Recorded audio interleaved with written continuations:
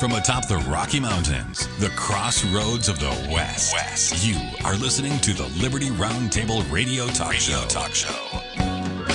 Happy to have you along, my fellow Americans. Sam Bushman live on your radio. Hard-hitting news the networks refuse to use, no doubt, continues now. This is the broadcast for August the 26th in the year of our Lord 2025. This is Hour 2 of 2. Promoting God, family, country, protecting life, liberty, and property. That's who we are and what we do, using the supreme law of the land, the Constitution for the United States of America. The good sheriff, Richard Max, with me, CSPOA.org. We've also got our esteemed guest with us, Larry Klayman. I just call him the relentless legal watchdog who holds power accountable. Amen to that. He started Judicial Watch. He's also now running Freedom Watch. freedomwatchusa.org, the website. Larry, welcome to the broadcast, sir. You're welcome. It's my pleasure and honor. Thank you for having me.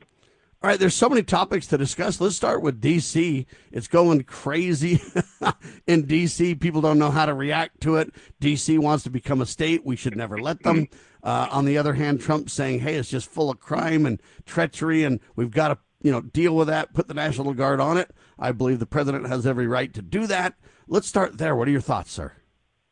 The president's absolutely right. It's long overdue. No one but Trump as president would ever have the guts to do that. The other presidents, of course, Democrat or Rhino Republican, like George W. Bush or whoever, they're part of the establishment. They're happy the way D.C. was, and they could care less. Frankly, they don't live there anymore. But when I go to D.C., I escaped a while back, but I have to go for work, for what I do. I am looking behind my back, and it's an extremely dangerous place. I would say just a few months ago, I was in D.C., and I forgot to pack shoes, dress shoes, and I was in court, and I was looking for a place to buy shoes on Connecticut Avenue, and all the shoe stores were closed down. People don't want to do business in D.C. because they get robbed, carjackings, murders, you name it. So the president's doing the right thing, but there's a broader issue with D.C., and that is the D.C. is corrupt top to bottom. It's corrupt in the legal establishment, and it's corrupt in the political establishment, and it's corrupt in the media establishment. And I said a long time ago when I wrote my book, It Takes a Counter-Revolution, Wake Up America, and before that I think we ought to move the capital out of D.C. and start over again. Put it in the South, put it in the West. Beautiful buildings, we can turn them into museums, but let's get it out of the swamp. And it's worse than a cesspool. And it's not just the legal establishment that we're going to talk about in terms of judges. The U.S. District Court for the District of Columbia is so compromised and corrupt. Even the judges that President Trump appointed, he didn't know who he was appointing. Those names were given to him by Republican rhino lobbyists like the Federalist Society or American Conservative Union, those kinds of things, is that even they've turned against him. So we can talk about the judges. I know you want to do that, but also there's the bar association, the disciplinary apparatus. Yeah. Before we get to the judges, what do you think is going to happen in D.C.? So he has authority to, bring in the National Guard and to take over the police department there for 30 days without congressional support? Well, after that, he can declare a state of emergency, which there is. The president has absolute control over D.C. It's a federal enclave. And so he'll find a way to keep them there. And, the mayor is not the brightest, bulb, to put it bluntly. She's ultra-leftist. She created Black Lives Matter Plaza, which Trump has eliminated. So he's basically just seized power legally from her and the D.C. City Council. D.C. votes about 98% Democrat, in elections. And even the legal community there is far left. So I don't suspect President Trump's going to turn it over after 30 days, and he shouldn't. All right, Sheriff Mack? I was intrigued by that. I would like to have you give a rating, A being the best. Give a grade to a few of the justices on the Supreme Court that we had high hopes for. First, Amy Coney Barrett, what's her grade? I would say C- at best. Okay. Yes, C- because she lied to get on the bench. She's not really a conservative, and she's not as pro-life as she says she is. Yeah, and I would say Kavanaugh. She doesn't know the Constitution from a hole in the ground. No, she's been voting with the left lately. And then I would say Brett Kavanaugh. I mean, he's a rhino Republican, and he's still shell-shocked from having been unfairly accused of abusing a woman years ago. So he's always looking over his shoulder. Those are the two worst on the Republican appointed side. I like Clarence Thomas. Yeah, I give Kavanaugh a C at best. Also, years ago when I joined the National Security Agency from mass surveillance after Snowden revealed what was going on, Kavanaugh, voted against it. He voted that he thought it was fine to surveil everybody's records, no problem, without probable cause. And in my opinion, moving the judges now, Larry Klayman, judges need to be impeached for that kind of lack of fidelity to their oath, right?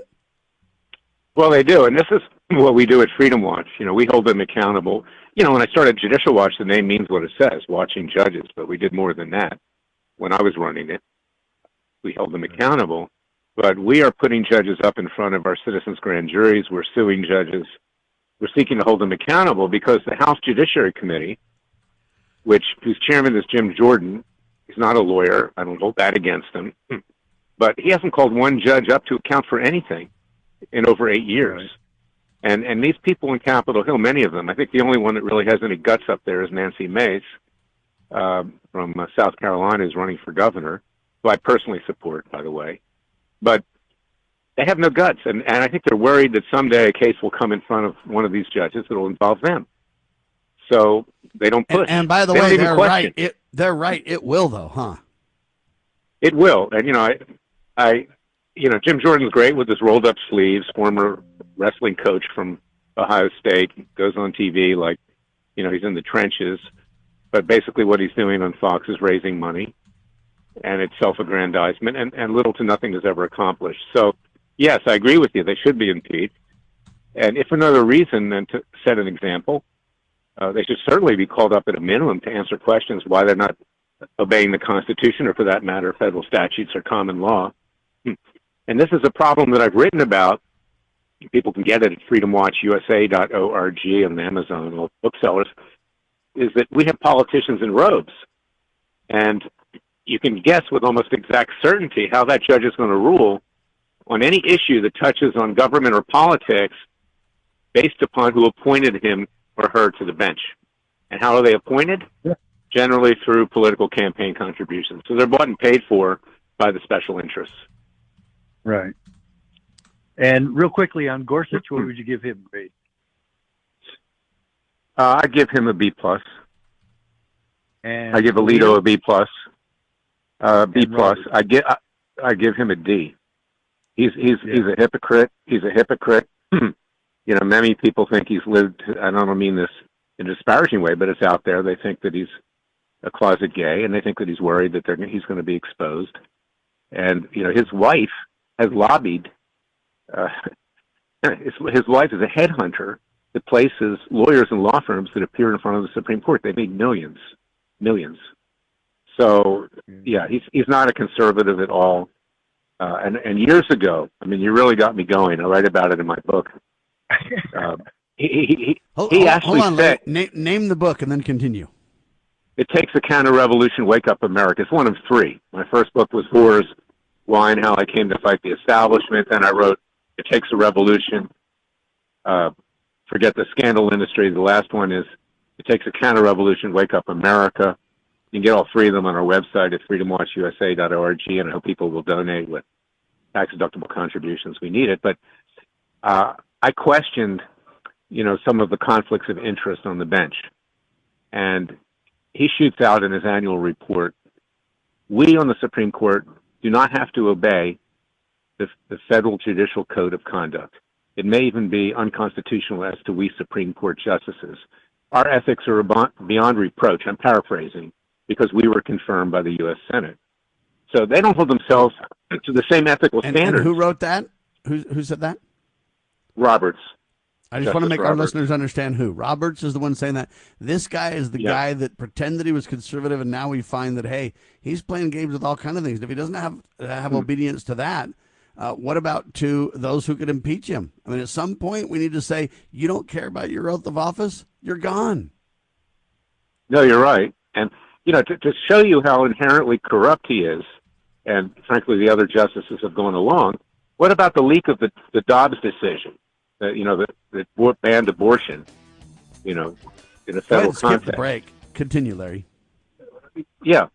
To this day, we don't know who leaked it. You're telling me they can't find out? It's been covered up. And I believe, frankly, that he leaked it, in my opinion. So I don't even think it was a leftist judge. I really don't. But so this is who's sitting on top of the Supreme Court. But I do like Thomas. He's my favorite. I think Alito is good. I think Gorsuch is good. Tony Barrett, Kavanaugh, they're rhinos in robes, okay? They want to be part of the Washington establishment. They want to go on parties in Georgetown. They want to be part of the crowd. And they have made some good decisions lately. I give them credit for that, in blocking some of these lower court judges. But it's so severe what these lower court judges have done that now you've got judges turning against judges. It's kind of like there's no honor among thieves, in many ways. Right. And I honestly believe, and I'll turn it over to you, but I honestly believe that federal judges in particular are our most important public servants because they protect us from the tyranny of the other two branches in theory and ourselves. But they're not. They are the biggest threat to our republic, bigger threat than terrorism even, because the power that they wield. And we can see, 60 to 70% of all of Trump's executive orders are blocked by these lower court judges. Some of them gotten up to the Supreme Court and reversed, but it's really slowing things down. So they're trying to do a rope-a-dope, in the words of Muhammad Ali, to get past the midterm elections, hoping they win, and consequently will maintain their, virtual dictatorial control over our Judeo-Christian values and ethics. Now, you're right about that, but to me, Trump needs to take action quicker because if these guys continue to just slow walk this stuff, hey, there might be prosecutions, but we'll never have time to prosecute. We'll just lead up to it, and never get the job done. That's kind of my worry about a lot of this, Larry. No, you're right. And I think Trump recognizes that, and I think Pam Bondi is doing a good job. I mean, she had some hiccups with Harvey Weinstein. No, with Jeffrey Epstein. Yeah. Right. They're not too dissimilar. But the fact that she's going after some judges, we're going after judges. We need to hold them accountable. I practice mostly in Florida and around the country, and the state court judges are generally pretty good. They're accountable to the American people. There's some bad ones for sure. But the federal judges, unelected, unaccountable to the people, as Thomas Jefferson said, he was against them, Article 3 judges. They would become despots and tyrants, causing us to shed the blood of patriots and tyrants again every 20 years or so, adding what's a few thousand dead to refresh the tree of liberty. It's a natural manure of government. He didn't want to see anybody harmed, neither do I. But he predicted what they would become. And they are the biggest threat to our nation today because they wield such incredible power that it's very hard to undo when they reach a ruling. And you can see the Democrats are forum shopping. They go to San Francisco, they go to Portland, they go to Seattle, they go to Boston, they go to Atlanta, and they get these judges. And I don't even think that they're assigned randomly, which they're supposed to be. I think it's Cook. Look at Boasberg, this clown in the U.S. District Court of the District of Columbia, the most corrupt federal court in this country. He got the last 4 Trump cases, and he's chief judge. Do you think that happened by accident? Mathematically, it's almost impossible. So there's more chance that there's life on Mars than that happens. Well, and we have plenty of evidence that they shop for like-minded judges to do their bidding, for sure. And that's beyond debate. I think that's fairly documentable, too, right? Well, it is. And it's supposed to be random when you file a case. It goes into like a wheel of fortune and it comes out. But it's not. And they're opaque. And they don't feel that they have to answer for anything. This is something that we're trying to eliminate. I hope to work with people like Nancy Mace and others to do it, is that we need to remove their immunity. Figure this one out. King George III gave immunity to his judges in the Court of St. James, so they would rubber stamp his edicts, his illegal edicts. No questions asked. So fast forward to our nation. What do? What does the Supreme Court do? It says, okay, the king gave immunity to his judges. Now it's the common law. So we're going to give immunity to ourselves and all the lower federal court judges. So they don't hold themselves accountable for anything. And that needs to be changed legislatively to make them accountable. Although there is case law that they can be held to account equitably, not for damages, but for some acts that they do, yet they're still not. And if you file an ethics complaint against a federal judge, it goes to a judicial council in the same courthouse as that judge, and they all protect each other. It's thrown in the trash. Huh? What about this idea? There's lots of things we can do. What about this idea they claim they have immunity and they might, under their real oath of office, carrying out their judicial duties, but when they act or when they become activists and act on their own and everything else, that immunity should go away. You're acting on your own, buddy. You're not Judge so-and-so. You're clown so-and-so masquerading as a judge is the truth because you're on your own. You're not following your oath. You're not following the law. You're doing whatever you want to from the bench. Can't we do something about that? Well, yeah, what do? You bring a lawsuit. It goes to another judge, right, who protects that judge because there by the grace of God go thee. You're right. If you exceed your authority, you should be held personally liable. I sued Hillary Clinton for Benghazi because of the private email server. She's responsible for the death of the ambassador and my two client sons there. And, they were protected by leftist judges in D.C. She was. And now I even have a case against Joe Biden, Jill Biden, and the White House doctor and Kamala Harris in Florida over defrauding the voters of Florida in the 2020 elections going into 2024. Who is coming in to defend Joe Biden? The Justice Department, the Trump Justice Department is defending them. Can you believe that? At taxpayer expense?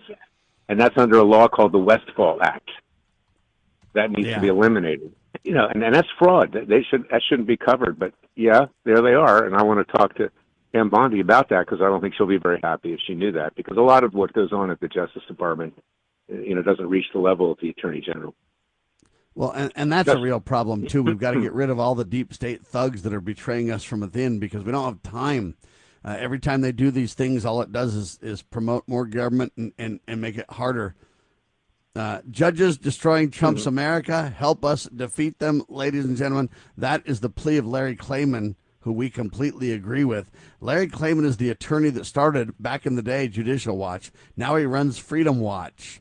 I call him the relentless legal watchdog who holds power accountable. FreedomWatchUSA.org to learn more. We've got time for one topic left. Sheriff, and you had a good question. Yeah, Larry, I've been wanting to talk to you about this for some time, but I believe one of the most, if not the most corrupt thing going on in Washington, D.C. is taxpayers are forced, or we go to jail, to help pay for Planned Parenthood, pay for what they do. They're funded by taxpayer dollars. That I find that so astonishingly corrupt that I can't even, I have no patience with it. I can't fathom it. I don't know why that ever happened in the first place. But I own an organization, Constitutional Sheriffs and Peace Officers Association, and we really push for protection of civil rights. Why am I not funded by the federal government?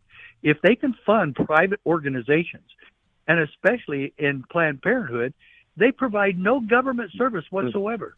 None. So why are we still funding Planned Parenthood, and why can't I sue them and say, well, equal protection under the law? Now, I would never accept it, don't get me wrong, but I want to bring attention to it that they should be sued and this should be stopped. And is the Trump administration going to stop this? I hope that they will. They won't be doing it before the midterms for a lot of different political reasons. I mean, we saw in the last election, and I love President Trump, so it's not criticism, but he downplayed the abortion issue, obviously. After we owe him a great debt of gratitude, with putting people in the Supreme Court that at least eliminated Roe v. Wade. But yes, I agree with you completely. We should not fund that. We should not fund National Public Radio. We should not fund PBS.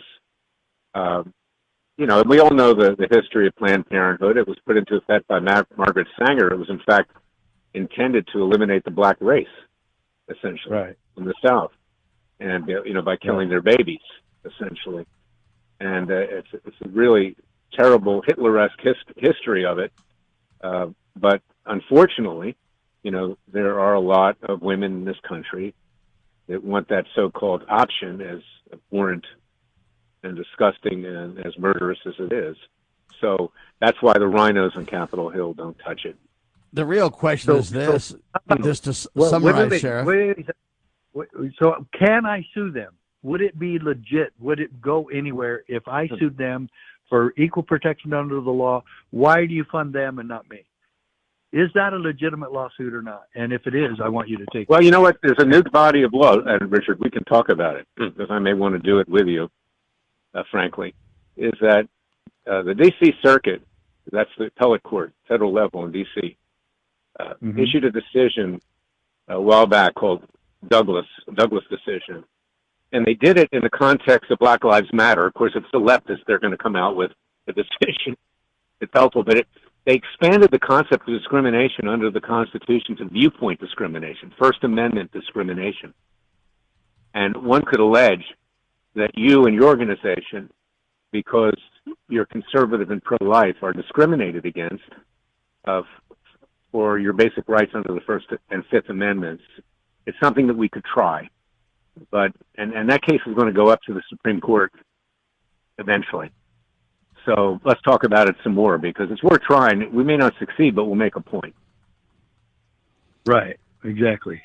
But and I'm telling you, I would not be patient to wait for defunding Planned Parenthood to 2026. That should be happening now.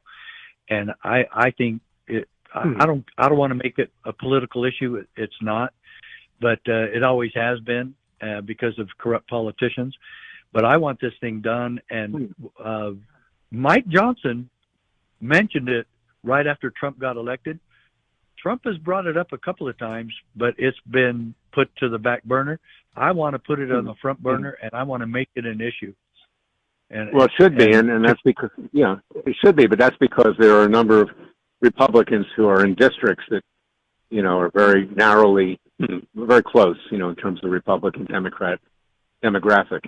And there are Republican women who are in favor of abortion, so they're not touching it because they're worried they're going to lose the midterms if they do. We're not talking about stopping abortion. We're just simply stopping illegal criminal funding.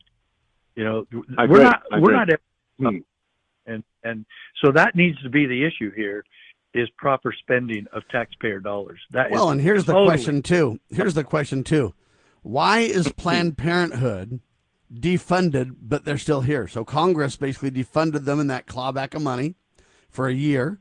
The president signed it, but now the judges have hold of it, and it's not defunded. So why is Planned Parenthood defunded, but they're still here? That's a lawsuit in the making, right? You're right, the judges. And the judges are destroying our Judeo-Christian values. They're generally socialists, communists, atheists, anti-white male haters.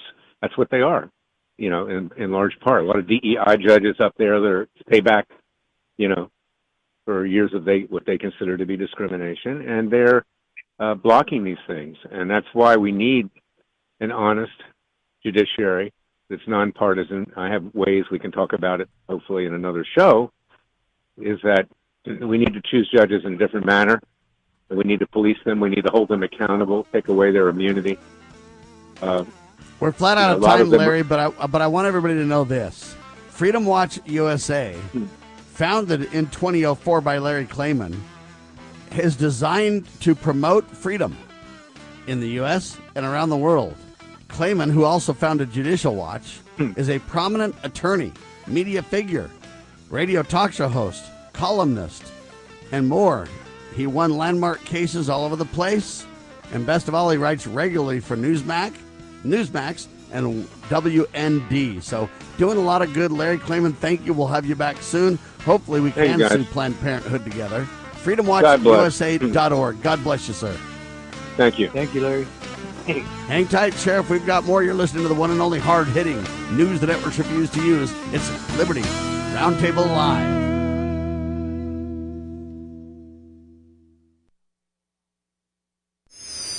How would you like to help this program reach more people and earn silver at the same time? Call or text 801-669-2211 for complete details.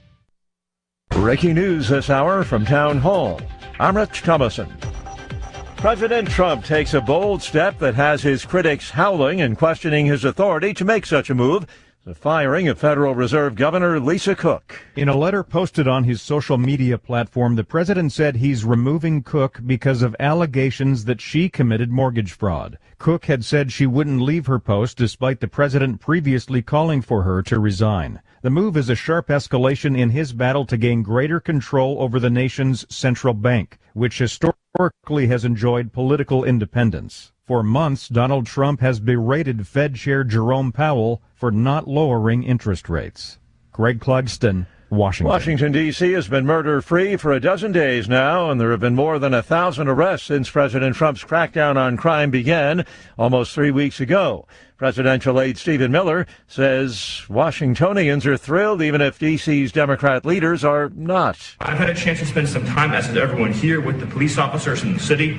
Members of the public are going up to them and thanking them, just overflowing with gratitude, because for the first time in their lives, they can use the parks, they can walk on the streets. You have people who can walk freely at night without having to worry about being robbed or mugged. They're wearing their watches again. They're wearing jewelry again. They're carrying purses again. And he calls the doctoring of crime stats in the city a massive scandal. The U.S. Coast Guard says it seized a record 76,000-plus pounds of drugs this summer off Central and South America. Yesterday, the Coast Guard offloaded 76,140 pounds of drugs at Port Everglades, described as the largest single haul of illegal drugs in the agency's history. Watching Wall Street, the Dow is down 22 points, while the Nasdaq trading 28 points higher, and the S&P is up 1 point. More on these stories at townhall.com. We all hear the radio ads about the IRS. They tell you to be afraid, to be scared, and they try to frighten you into calling. I'm not here to do that. Tax Relief Advocates is different. TRA is here to tell you that if you owe money to the IRS, whether it's $5,000, $50,000, or $500,000, we have a solution. It doesn't matter if you're sitting in your car, at work, or with your kids. No matter where you are, call now. 800-583-0141. Don't lose hope. TRA can eliminate or reduce what you owe to the IRS. Generous programs are now available that can give you a fresh start. Our passion is taxes and helping individuals fix their IRS problems. We have over 1,000 five-star reviews on Google and an A+ with the Better Business Bureau. You don't need to be afraid of the IRS any longer. End your tax nightmare today by visiting us online at TRA.com or call 800-583-0141. That's 800-583-0141. Tax Relief Advocates. Real solutions for real people. As a parent, is receiving a faith-based, character-focused education for your children difficult to find? Do you believe that godly principles should be a central component in your child's education? Imagine a school where faith and integrity are at its center, where heritage and responsibility instill character. For over 40 years, American Heritage School has been educating both hearts and minds, bringing out academic excellence. This is the school where character and embracing the providence of a living God are fundamental, where students' national test scores average near the 90th percentile. With American Heritage School's Advanced Distance Education Program, distance is no longer an issue. With an accredited LDS-oriented curriculum from kindergarten through 12th grade, your children can attend from anywhere in the world. American Heritage School will prepare your child for more than a job. It will prepare them for life. To learn more, visit American-Heritage.org. That's American-Heritage.org. Introducing PrepStartsNow.com, your ultimate guide to readiness and peace of mind. We offer practical preparedness tools, training, and education to take your family's household readiness to the next level. Browse the prep shop for essential products, check out our planning guides, and stay informed with our prep blog. Visit PrepStartsNow.com and subscribe to our emails for exclusive offers, new products, and future events. Remember, preparedness begins with PrepStartsNow.com. Former Sheriff Richard Mack recounts in his book The Proper Role of Law Enforcement how he came to realize while working as a beat cop how wrong the all-too-common orientation of police officers is when they think of their job as being to write tickets and arrest people. Richard Mack tells of his personal transformation from by-the-number cop to Constitution-conscious defender of citizen safety and freedoms. Learn what it really means to serve and protect. Purchase your copy at CSPOA.org. That's CSPOA.org.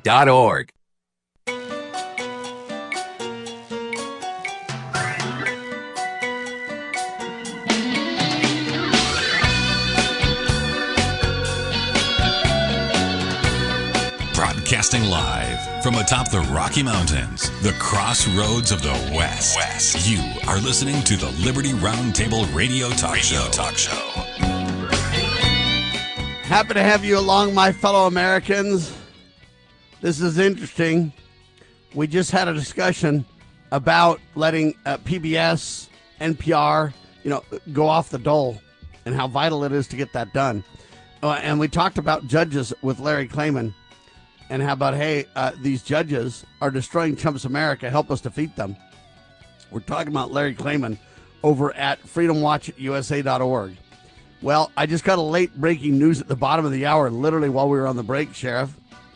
And I want you to kind of speak to this. Here's what it says. The DOJ sued the federal district bench in Maryland. A judge just dismissed the case. Carrie Johnson, NPR.org. You literally have judges protecting each other everywhere. As Larry wisely pointed out, it's interesting. He speaks to this, and I see a news story come straight out, late breaking, on the very topic. Interesting, huh? Well, as much as it happens, I'm not surprised because Larry, first of all, is a very good man, and he's very knowledgeable about judges. Probably one of, if not the most authoritative journalist about it, because he's a lawyer, he's a journalist, he's an author, he's done it all. But he has brought some amazing lawsuits against the federal government and judges, and I hope he does one more, and that is to get Planned Parenthood defunded. And I think we're the perfect group to help do this. But Sam, it's so ubiquitous. It's so obvious what the judges do for each other. And that's why I fear that Judge Hanna will get off too, because the judges, hopefully the juries in these cases will get going. But no, when you file a complaint about a judge, it goes to other judges. And so, of course, they're going to support each other in their corruption. So, but an amazing coincidence that you were able to come up with. Way to go. And I will say this for the Justice Department, though. Look, the Justice Department needs to really ask themselves, hey, did they shut the case down on the rule of law? Or did the judge shut the case down because it's an activist from the bench not willing to address or to adjudicate the law? And that alone, there needs to be action taken. If this judge didn't really even analyze the case, just kind of threw it out or did whatever, hey, they need to press hard on that and talk to Congress about impeaching these judges, about accountability for these judges, etc. Anyway, all right, there's another topic that I want to get your take on, Sheriff, because it relates directly to knowledge you have. Here it is. President Trump signed an executive order to eliminate cashless bail in the United States, threatening to cut federal funding to jurisdictions that allow it. It's a big topic, Sheriff. Cashless bail in the U.S. What do you think? Should we eliminate it? I hate to have a broad brush go over all of that, Sam. But at the same time, we've got to do something about it because it's way out of hand. It's out of control, and it's exactly what happened when the two police officers in New York are getting beat up by a bunch of thug illegal aliens, gangbangers, brought into our country by Kamala and Biden, and they got arrested. And they were out in 10 minutes flipping everybody off. See, you can't do anything to us.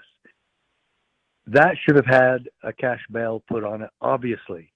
When you're beating up police officers on the streets, what really ticks me off is that people didn't go help those police officers. Amen. And I guarantee you, I would have. And even though you have some limitations, you would have. And you were a good wrestler in high school. And I support all that agenda, too. And here's the deal. Let me throw some context into this, because I think you're wise not to paint this with a broad brush. I don't know that I agree with eliminating cashless bails entirely. But they say this. Studies have not shown that eliminating cash bail has increased crime rates. See, I disagree with that for sure. And I really question their studies that say that. But here's in my mind, the quintessential discussion points. The executive order from President Trump mandates Attorney General Pam Bondi to identify jurisdictions that have substantially eliminated cash bail for crimes when it relates to public safety within 30 days. See, I support Trump in this. He's not saying that he needs to get rid of cash bail for everything. The Trump administration will look to terminate federal funds to these jurisdictions. The issue here is violent crime. And what percent of crime in America is violent? What percent of crime, how many of these people need to be taken away from society because they're a threat to others versus, hey, they did something stupid maybe, or something against the law maybe, but it's not a violent threat to society, see? He made it a second executive order that dealt with specific cashless bail in D.C., because I guess everything with D.C. is a separate discussion. But my point is that this relates primarily to, and it should, to violent criminals, to people who are dangerous, people who murder, rape, pillage, plunder, shoot, rape, whatever. Okay, it's that kind of people that we need cashless bail. We can't have cashless bail for, because otherwise they'll just get out like you're saying. But most of the people that are in prison aren't even violent criminals and everything else. I don't even see why they're in prison to this day. I think there's other penalties that would be much better in the first place. So resetting this whole discussion is important, right? Yeah, it is. And bills of attainder are actually defined as, which are illegal, the legislative branch telling the judicial branch what they have to do. And so, say, for instance, minimum sentencing. The minimum you can give to a murderer is 5 years. They've made, or mandatory sentencing, just the other way around. Courts do not have to take instructions from the legislative branch. They are separate branches.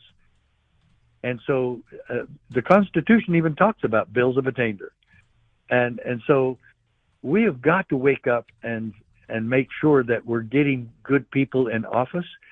And Trump needs to fire judges who are not doing the right thing. And he can do that with federal judges. And the American people need to get more involved in this process. Most of this boils down to Sam, the American people waking up and getting more involved in what's going on in their own communities. And so, can you do that in New York City? Who knows? Because waking up to them has brought us Mom Donnie, and he's going to be an absolute disaster. And people say, "Oh, let New York have him." Well, it might be a disaster that New York won't be able to recover from. Well, and it might be a disaster where a lot of times some of these big municipalities, whether it be California or New York or whatever, the way they go, the way the country goes. So be very careful what you wish for, people. Yeah, exactly. At this point, it looks like he's going to be the next mayor. Will he be able to survive is a question, but will New York be able to survive as well? And if he is successful, and maintains his current political agenda, yeah, that'll be bad for America. Then everybody's going to want to start doing it, including Republicans. So, yeah, it's wow. What percent of prisoners in the U.S. are violent? That's a good question. That's a fair question, because in my mind, if they're not violent, if they're not going to harm women and children and people and everything else, we've got to find different ways. I mean, put them on ankle bracelets, put them on whatever. U.S. prisoners, violent offense, they say national overview, state and federal. In state prisons, 63% are there for violent reasons. Includes crimes like assault, robbery, homicide, etc. Nationwide, combining both state and federal facilities, out of, they say, 1.5 3 million prisoners. They say 63%. So, that sounds high to me, Sam. It does. I'm just telling you that's.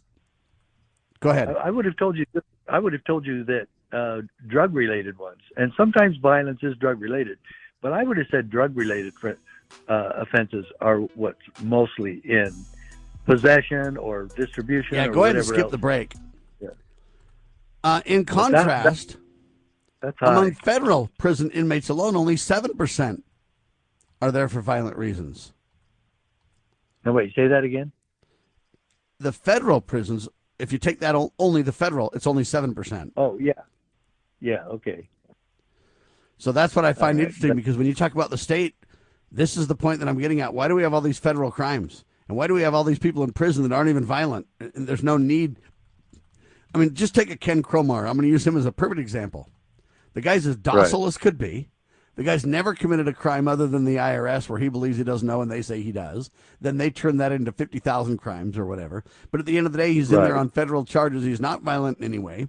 He's in basically a prison camp. It's a super low, on the maximum scale, whatever you want to call it, minimal prison, whatever. It's like a camp. I mean, there's not even fences. Security.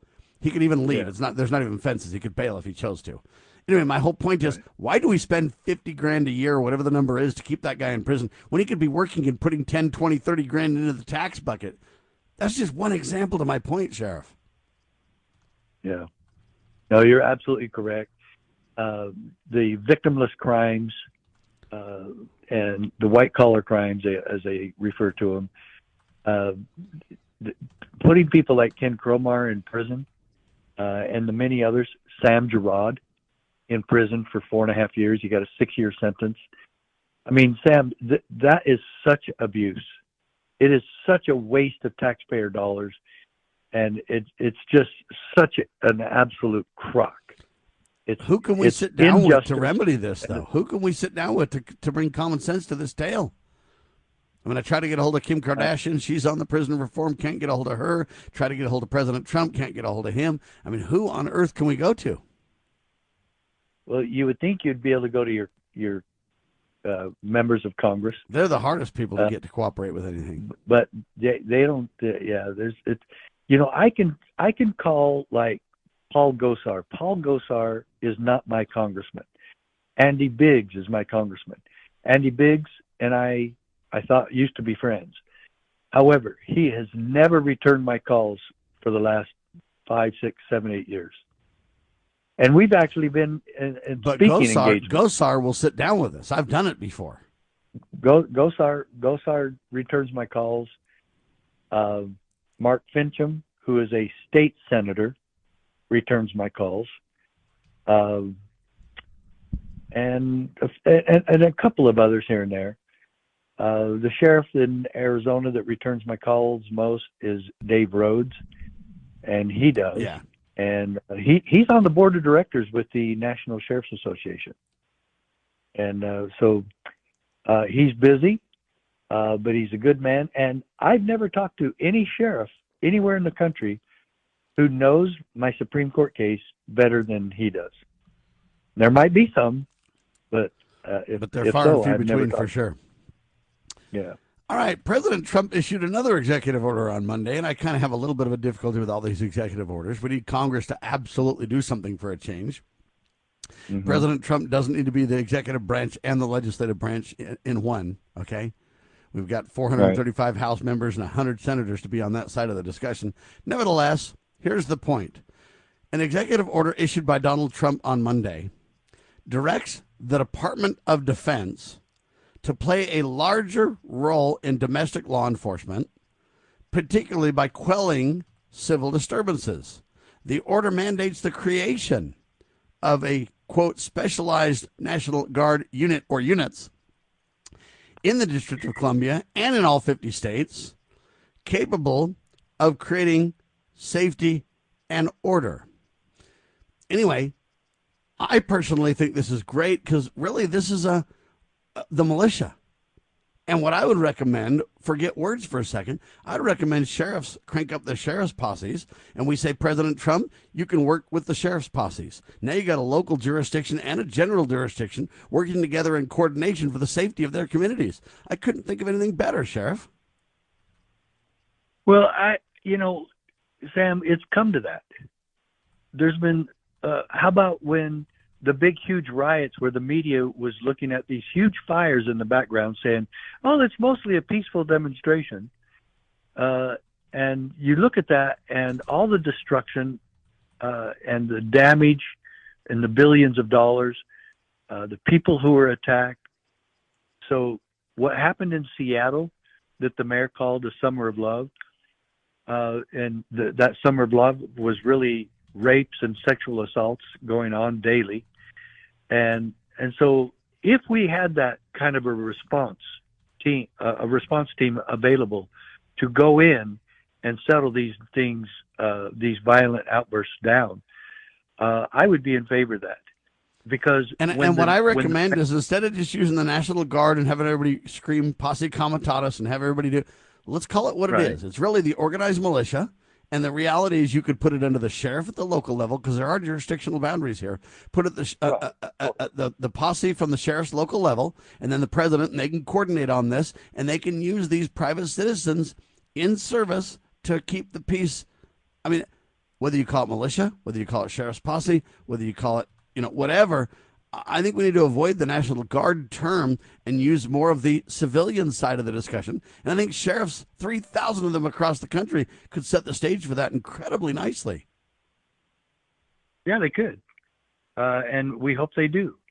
And so, yes, what I was going to say, though, is when the mayors and the chiefs of police and the governors intentionally or unintentionally fail to do their job, either because of ignorance or incompetence or political positioning, then we should do that.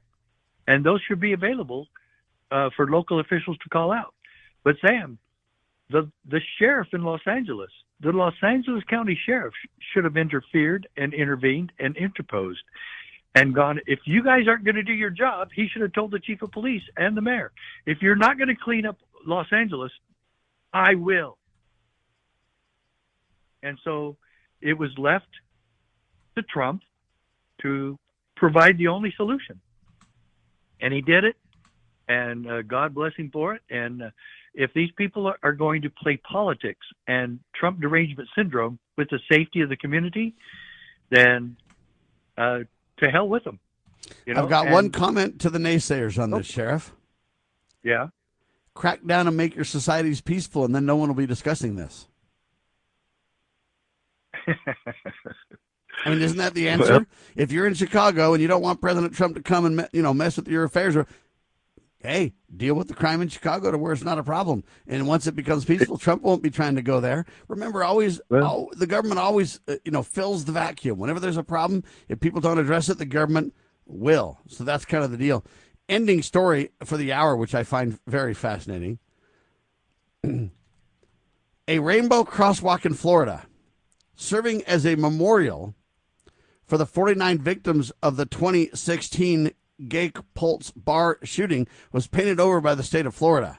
The mural was originally painted in 2017 and approved by the state transport department, but was covered with black paint last night.